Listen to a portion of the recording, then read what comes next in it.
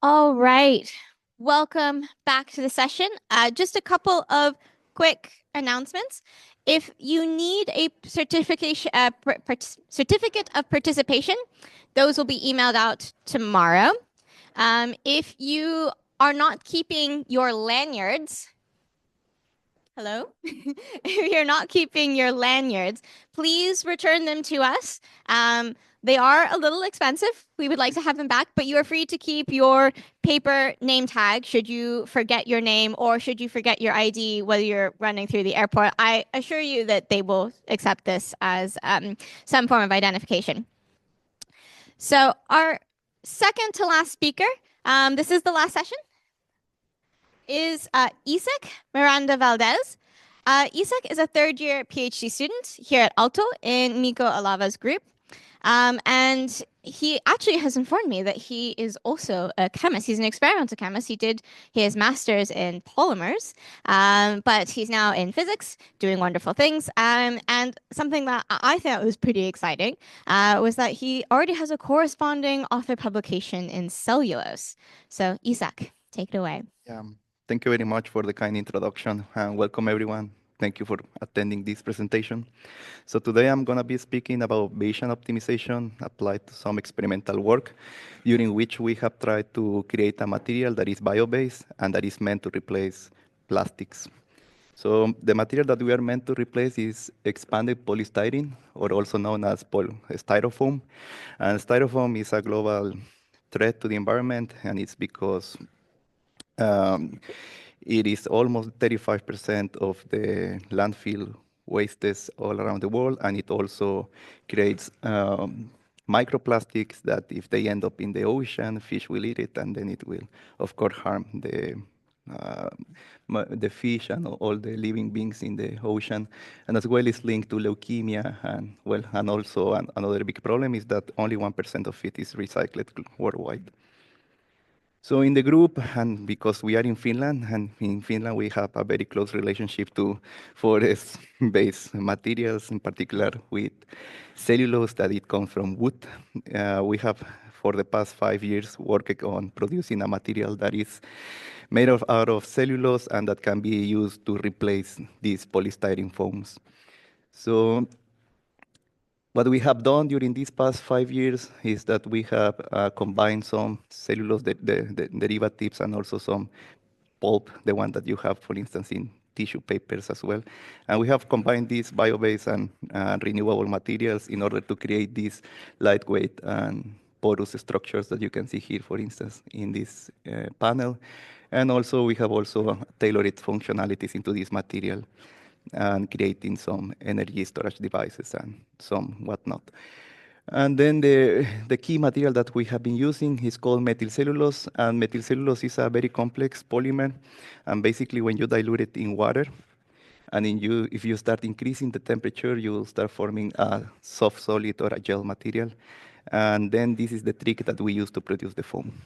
So basically, if you start changing as well the concentration of this fluid, you will observe that the rheological properties, in this case is what we are interested in, they start changing quite dynamically and basically scaling in power loss. So it's very important that we understand how, when we change the composition of this precursor material, we understand what is the material that we will get in the end of this solid foam. So traditionally, what we do in the lab is that we mix water, methylcellulose, and cellulose pulp, and we create this slurry that you can see here in this image. And then we take this slurry and we basically foam it.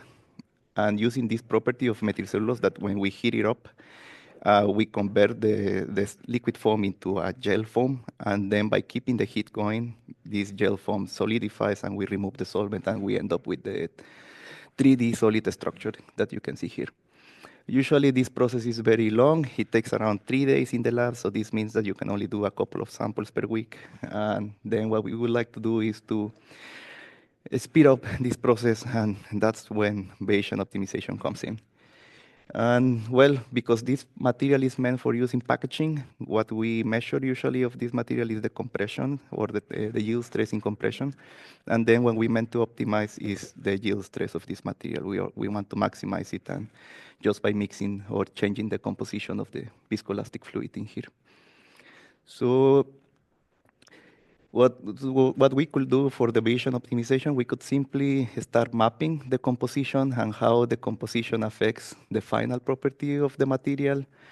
And this will be very straightforward, but as I said, it takes a long time, around 3 days. So what happens if we start to introduce something that we can call surrogate experiments? So let's say that if instead of going through this path of 3 days, we just measure the rheological properties of, in this case, of the fluid, and then based on these rheological properties, we can tell what is going to be the properties of the solid material without having to go through the whole process. So with this, we will save time, and just by assessing if the rheology is good, we can tell if it's worth to manufacture this material or not. So then what we would like to do is to map, to understand how the composition of this fluid is correlated to the rheological properties of the fluid. And of course, we just do an experiment in this device that is called rheometer. We measure how it responds to heat and how it responds to deformation, to oscillation, to an oscillatory deformation. And then we can characterize a plot like this. And we can arbitrarily define some material descriptors from this plot and try to correlate the composition to these material descriptors. But what we can do, because they are all coming from the same plot, we can simply use principal component analysis and reduce the dimensionality of the problem and put it in 2 dimensions, so it becomes easier to understand and to see what's going on in the process. So in this case, this is what we do, and instead of mapping from composition to rheological descriptors, we map from composition to the principal components of the rheological space. So then we can create, we use Gaussian process regression. This is nothing new. And then we understand how all the grid of composition that we have characterized, we can now have a model that understands very well how these compositions are correlated to the principal components of the analysis. And then, of course, in here, we can also compute the eigenvectors to see what are the direction of the material descriptors. And we can see already that they tend to cluster and observe. Basically, these are viscoelastic materials, so we see that there is some type of clustering of the properties that are correlated to elasticity and the properties that are correlated to viscosity.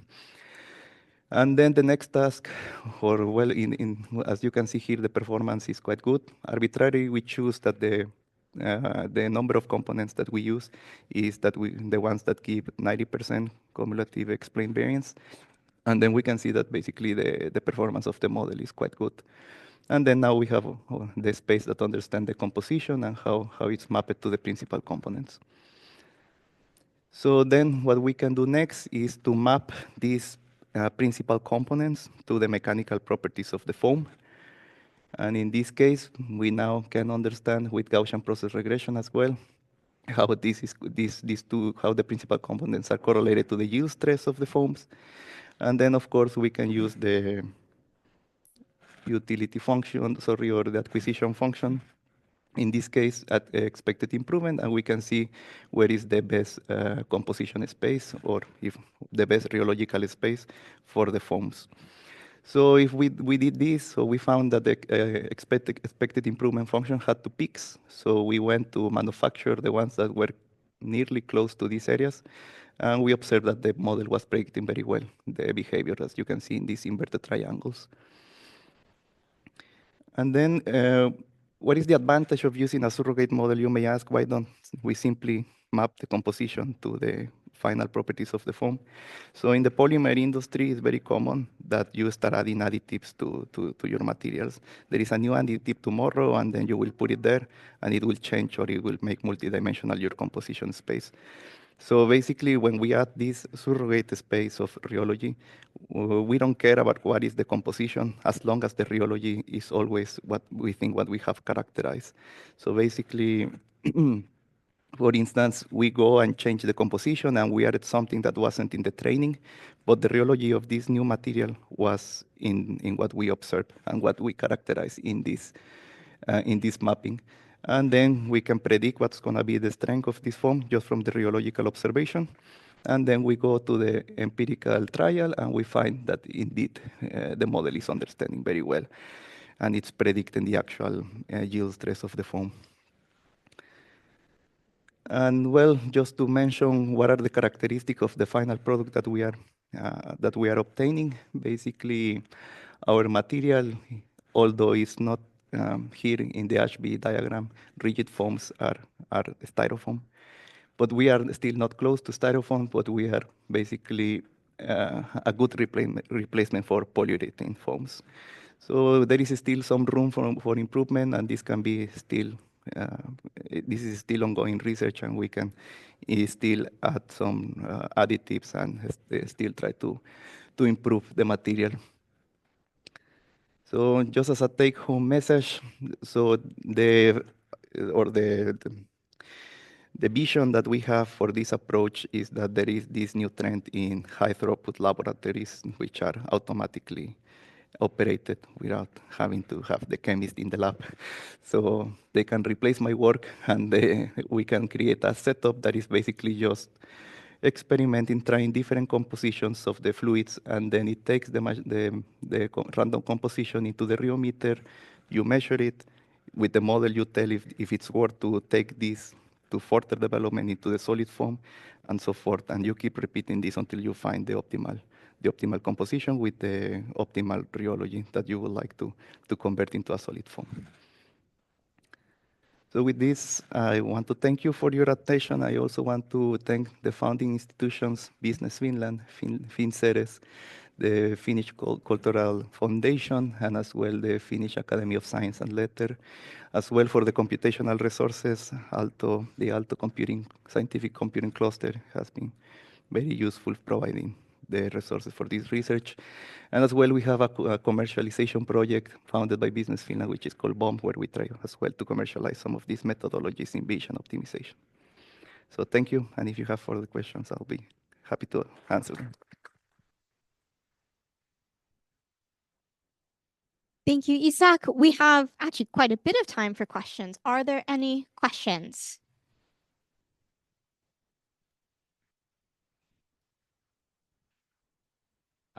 Thanks, Alex, for showing this work. I mean, so you showed a bit your compositional space in the beginning, and then later you added, oh, we have also a list of additives that you could add. So can you help me understand a bit the actual size of the design space that you're working in, which is quite relevant for these Bayesian inference models? In the composition? And if you take all of that together, I mean, ideally you include all of the possible additives in your design, right? No, so it's quite low dimensional. So we have four dimensions, and we have also tested with. So there are two in the original one, in the original dataset, and we have expanded these to 5 in total. So it means 3 additives in the composition space that the model wasn't training with. So okay, that's quite small. And then the additives are just post-model kind of thing included? Or? Again, sorry? The additives that you mentioned in the end that you can add to make them, because that the better are then not in the original design space, but just added after you've done your. Yes, it's just we are just exploiting the model to get predictions and with these observations that we're not trained with. Yeah, thank you. Thank you. Yeah, thank you for the talk. I really appreciate the effort to find bio-based solutions to the plastics. That's very important for our environment. I have a question, a very general one. Do you these materials, are they gonna be more easy degradable or just less hazardous? And another question is, do you plan to also see how they degrade later on? So, well, this is beyond my what I do, but I can tell you that this material is already being commercialized by 2 startups here on the campus. So they have done studies on the recyclability and also the biodegradability, and they have the certificates that give them the right to tell that this material is biodegradable and recyclable.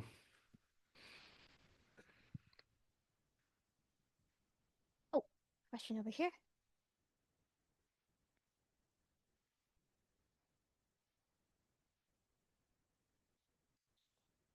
Thank you for your nice talk. I have a question regarding these that what is your opinion that why these kind of bio-based foams have not yet used to replace plastics, or what do you think that is the biggest problem that they are not yet widely used? Is it just like production cost, or that plastic is just a traditional standard? Or what is your opinion on matter? I guess the challenge is that these materials are not as water resistant as typical plastic. Plastics are hydrophobic, and this one, that is the challenge that if they touch water, they might start dissolving again. So that's why we are adding additives in this case that I presented, and in this case the foam that we show here. You can see typically foams are white, and this one is this color because we added some lignin that also come from the trees to make the material hydrophobic. So the challenge is to make it hydrophobic and to make it durable for. Thank you. I might take chair privilege and ask a quick follow-up question to that. So if the goal is to essentially make it hydrophobic, is there any investigation on changing the alkyl groups on your cellulose structure to something, say, even like benzyl or something like that? Yes. The problem is that this you start losing the foaming properties if you start increasing so the molecule is it has 3 groups that you can modify. The 3 of them are hydrophilic. So in this one, 2 of the 3 groups are already modified, and if we modify the other one, well, you start losing the. Could you go back to your structure? Sorry, I'm not sure I can visualize that.